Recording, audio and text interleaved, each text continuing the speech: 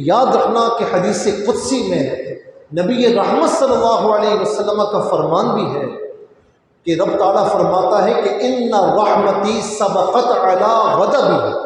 یہ نہیں فرمایا کہ میرا غضب میری رحمت پر حاوی ہے، یہ نہیں فرمایا میری جباریت میری قہاریت میری رحمت پر حاوی ہے، یہ نہیں فرمایا۔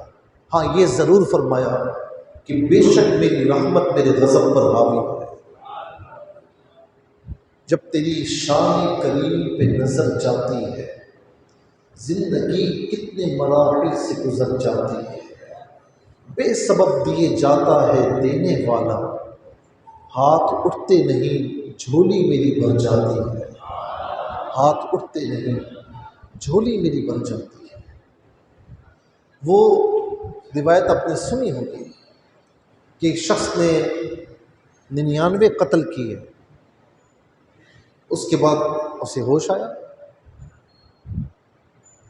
جب ہوش آیا تو کہا کہ کسی سے پوچھ لوں، قتل بہت کیے ہیں۔ ایک کے پاس گیا، اس سے کہا کہ میں اللہ کی بارگاہ میں توبہ کرنا چاہتا ہوں۔ کہا کر لے۔ کہا لیکن سنو تو صحیح، میرا گناہ کیا ہے؟ کہا کیا گناہ ہے؟ تو وہ کہنے لگا کہ میں نے 99 قتل کیے ہیں۔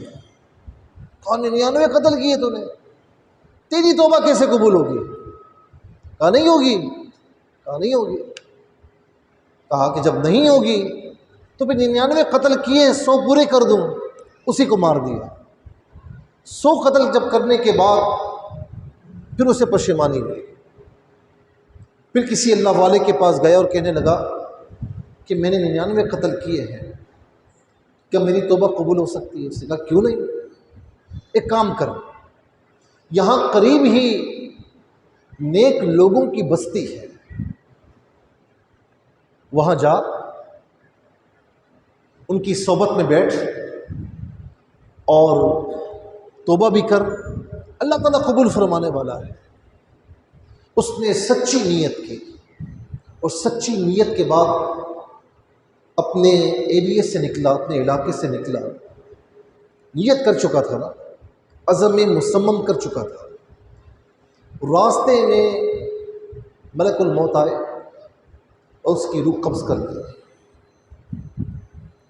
اور اب جو جنت کے فرشتے تھے، نیکی کے فرشتے تھے، اور جو برائی کے فرشتے تھے، بدی کے فرشتے، دونوں آ گئے۔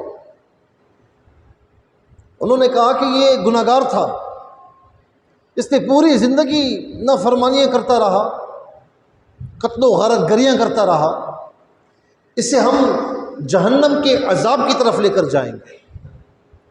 جو نیکی کے اور جنت کے فرشتے تھے انہوں نے کہا کہ ٹھیک ہے، گناہگار تھا، لیکن دیکھو تو صحیح کہ سچی نیت کرنے کے بعد توبہ کر کے نیکوکاروں کی بستیوں کی طرف جا رہا تھا۔